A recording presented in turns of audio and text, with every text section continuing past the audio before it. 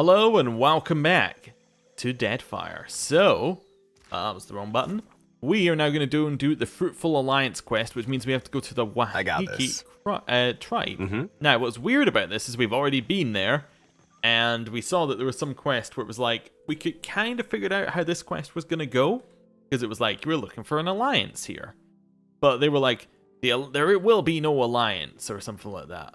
And I was like, yeah, it's not great because we didn't even know why we were there, and I'm guessing that we have more options for story that weren't available to us the previous time. So we reloaded and we shall now try again. Now, I am worried with the way things have been going that we are not going to be able to help the Huano of this one, but we will see. We will see. Anyway, gotta leave here and then go up north. But it does appear that I was right. A lot of these things that I called as being story things are actually story things. Like, they're gonna come up if we just do the main quest a little bit. That's cool. Right, so over here, let's leave by sea. Who do we want to bring? We probably want to bring Maya, maybe? Yeah, probably want to bring Maya instead of Palagina. We have to bring a Loth. Edier probably just needs to come with us most of the time now. We could not take Edier, I suppose. Bold move. We could go with that. Yeah, an interesting idea. Right, we want to head up to... I think it's Oriokoiki? Yeah, it's this one up here. Right, head up there. Right. Are we going at full fast speed or... Oh, we weren't. Oh, we were, but now we're not. Let me just fix that follow camera. Right, if we see a storm of some kind, we've got to leave. Are we not turning, or are we turning at last second or something here?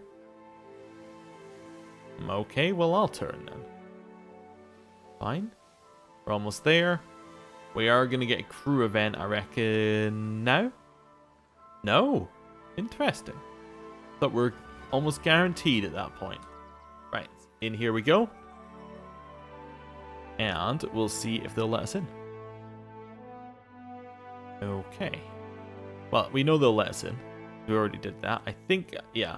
I think I just walked away from the conversation that we were at. So this might be very quick. So we might get more than one thing done this episode. Right, so we go up. Oh, I should set a formation. There is a chance we have to fight. Probably something like this. Yeah, probably like that. Then we'll switch her up to stealth and survival. Final level, level 20, shadowed hunters. So they actively conceal themselves and heal. Okay. What's this one? Distraction technique. So that makes the enemy receive a penalty to deflection. -10 deflection when they're attacked. Or they go invisible and heal. Kinda like the invisible heal. Let's take it. Yeah, and then here. I mean, she already has everything she needs. Oh, she doesn't have that ability to use that bow. Oh, sure. Use that type of bow as well. That's fine. So she's now all set up. We're all set up. Yeah, it's good. Nice to see you too. Head through this way. So I think it's just at the top here. Now we're probably going to get, we're probably not going to be able to talk our way through this, but we'll see. Basically, they'll ask us to go kill the slavers at Crookspur, but because we already did that, we've got issues. So we'll see how that goes. I think we just want to walk straight forward. Yeah, we explored all of this previously. That's fine. Right. All the way up here. All the way up here. Hello. Broad-shouldered woman on the throne lifts her gaze to meet yours. The face paint adds a grim aspect to her stoic demeanor. Smoldering braziers fill the air with oppressive heat, but she sits at ease. Her face paint?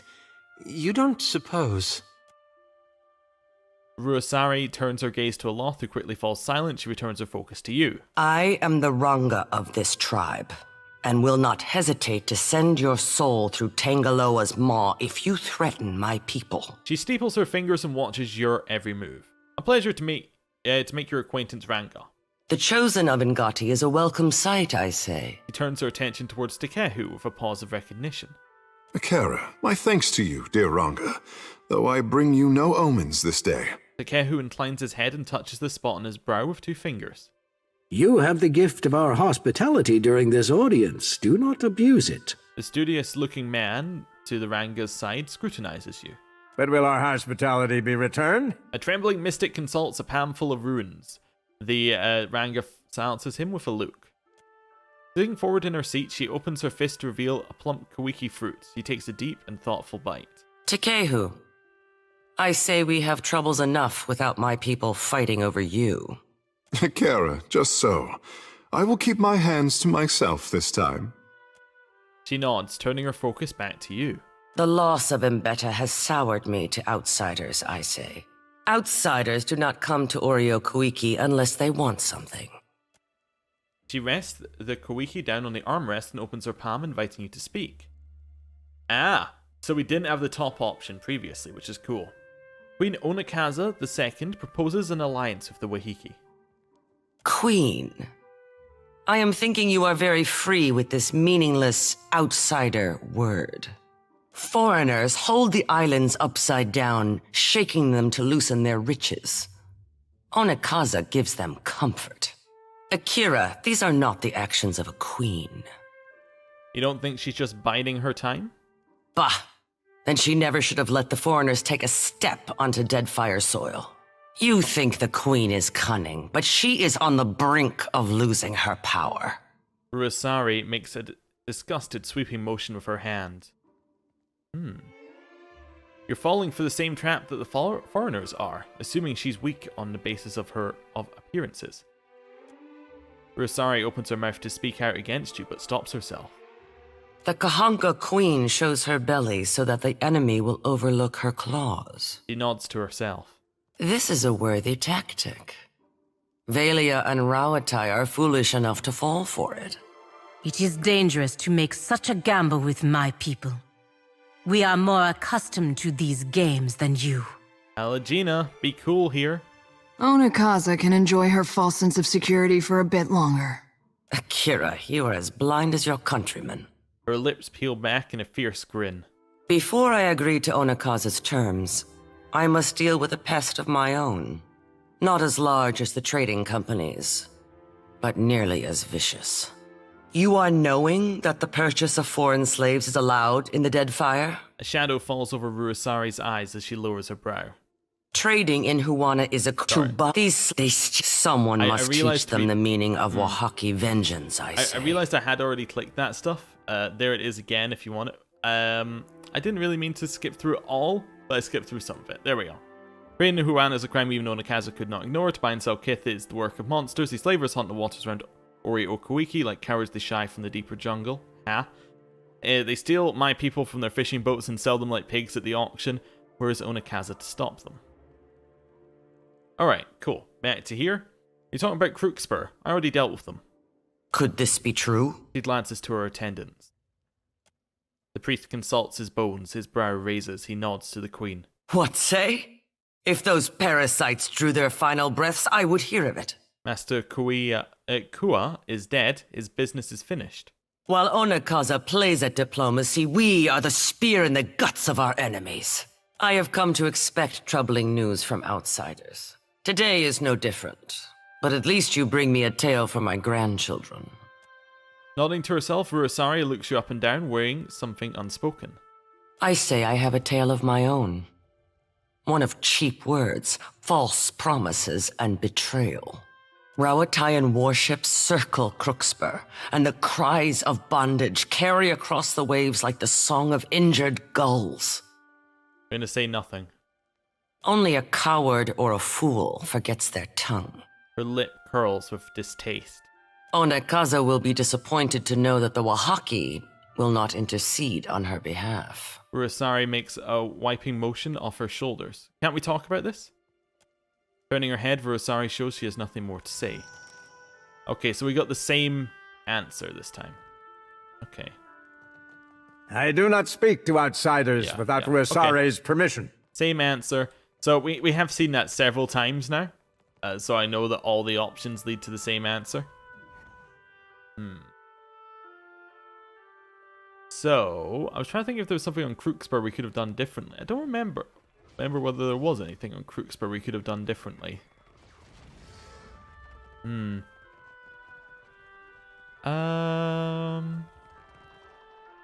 Well... No, I don't think there was another option on Crookspur. At least not to get rid of the slavers. There were options to help the slavers. I'm trying to think if there was another option. Oh, game crashed, by the way. It'd be great if I could send it to the developer of the game it comes up with again. Oh, we'll load it up again. I gotta say, I'm not liking this new patch for the game. It seems to have made it worse. I don't know. Like, it says there's a whole bunch of bug fixes, and I'm thinking... bug fixes? Or, you know, things that made it worse. In case you're wondering, I am loading the game. It just appears not to be loading. Checking whether it's already running. No, we'll try it again. I may have to do a cut here. We'll see. I'd prefer not to. Ah, there we go. It's loading. I just had to cancel the load and restart it. There we go. And we should be able to hear it starting up now. Once again. Oh, and you can even see a little bit of notification in the corner. That's cool. There we go. We're back up. We had an autosave outside the sound, so we don't have to do the conversation for a 6th, 7th time, something like that. Anyway. Right. Yeah. So we did go through, in case you weren't here for that episode, every single option in that conversation to see if there was a way that you could do it. And there was not. So, we're going to leave. I'm guessing that Onikaza is going to give us something more to do. We could kill Ruasari as well. We saw that option was available. And we know that Aloth mentioned that like there are symbols of Wodaka around. So there's something that we don't understand going on around here. Yeah, there's also what we think is another way. I think it was another way in up there. We wanted to sneak in, but we don't need to do that. Yeah, it's all kind of weird stuff. So, we're going to leave. And I'm going to hope it's like the other option wasn't we have to kill them all. Maybe Onikaza will tell us to do that. I'm not sure that we're going to be a fan of that, but we'll see. Anyway, back to Nekataka. Right. Let's follow our ship. Just ready to click away in case of storms. You see? Gotta be on that. I think it's down here. Yeah, I think it's down this way. I can pretty much just guess where it is.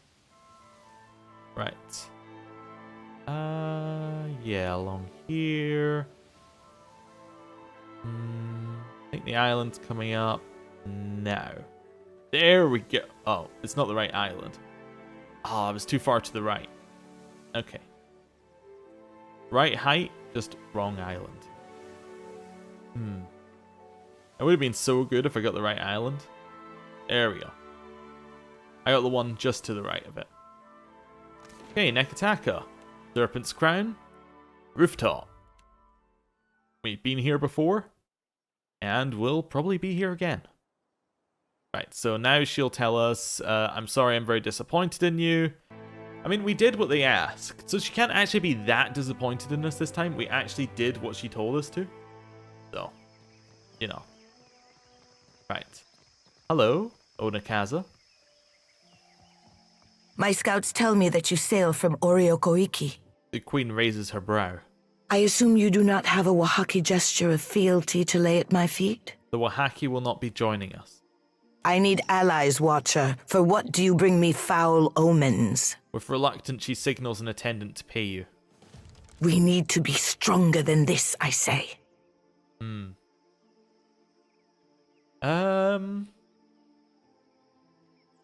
The Wahiki should have come to us first. Akira, unless they felt unwelcome in a court full of strangers. Ngati frowns on the Kahanga. This was a trial, a test of our fealty to the old ways. We failed her, I say. I will not fail her twice. A queen's work is not outdone by misfortune, and I am ready for her next trial. Many of Onakaza's attendants smile and bob their heads in support. Prayer and the wisdom of Kohoba will help steer my next course. I will send for you in time. Onakaza dismisses you with a wave. Oh, alright then. So we're just kind of done here? Bit weird. Okay. What I was wondering is it kind of made a sound when we went onto that island like it was going to be Aloth's quest. But Aloth's quest is still wait for Aloth to explain further. So there must be a point later where Aloth will pop up. It's interesting. I'm not entirely sure when that's going to be.